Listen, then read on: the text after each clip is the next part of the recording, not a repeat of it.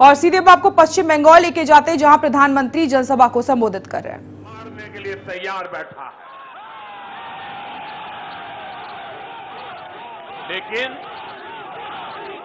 साथियों, मजबूत होते भारत से कुछ लोगों को कष्ट हो रहा है। जब भारत अंतरिक्ष में महाशक्ति बन रहा है, तो दीदी को ये भी परेशान करता है।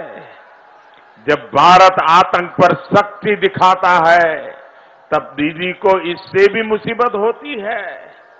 अब दीदी इतनी परेशान है कि दिन रात एक ही बात कर रही है, मोदी हटाओ, मोदी हटाओ, मोदी हटाओ, मोदी हटाओ।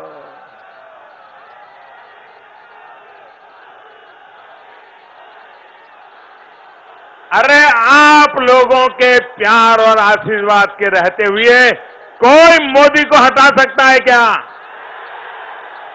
इतनी माताएं बहनें, देश की माताएं बहनें जिस मोदी का सुरक्षा कवच बन के खड़ी हो, इस मोदी को कोई हटा सकता है क्या? जिस देश के कोटि कोटि नौजवान जान को हथेली में लेकर के ये अत्याचारियों के खिलाफ लड़ रहे हो, क्या ऐसे मोदी को कोई हटा सकता है क्या?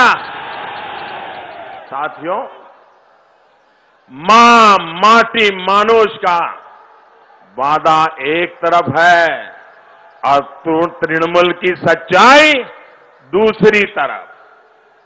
वोट बैंक की पॉलिटिक्स के लिए दीदी मां को भुलाकर भारत के टुकड़े टुकड़े करने के नारे लगाने वालों के साथ खड़ी हो गई।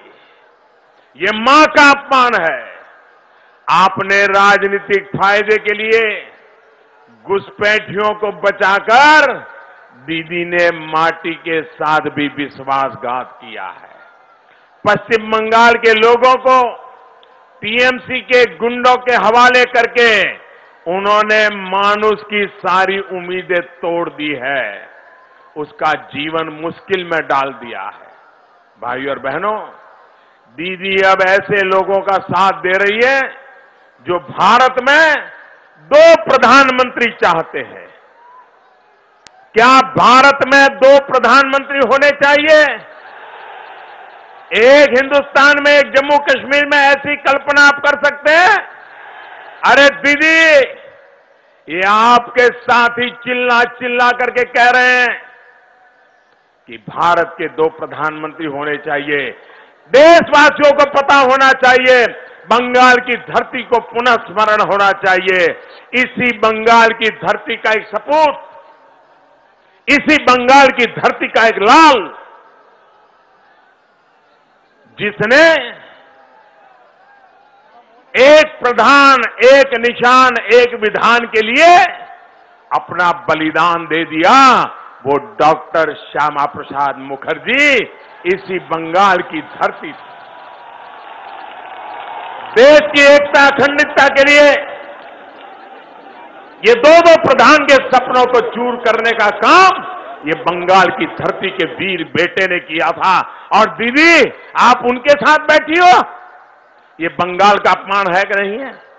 ये देश के बलिदान का अपमान है कि नहीं है? वीर शहीदों का अपमान है कि नहीं है? दीदी ने मोदी विरोध में अपने ऐसे साथियों पर भी चुप्पी साध ली।